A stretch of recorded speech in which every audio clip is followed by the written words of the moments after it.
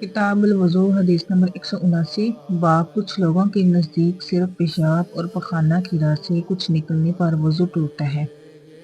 ہم سے سعد بن حفص نے بیان کیا، انہوں نے کہا ہم سے شیبان نے یحییٰ کے واسطے سے نقل کیا، وہ عطا بن یسار سے نقل کرتے ہیں، انہیں زید بن خالد نے خبر دی کہ انہوں نے حضرت عثمان بن عفان رضی اللہ عنہ سے پوچھا، اگر کوئی شخص صحبت کرے اور منی نہ نکلے، فرمایا کہ وضو کرے جس طرح نماز کے لیے وضو کرتا ہے اور اپنے عضو کو دھو لے۔ حضرت عثمان رضی اللہ عنہ کہتے ہیں کہ یہ میں نے رسول اللہ صلی اللہ علیہ وسلم سے سنا ہے۔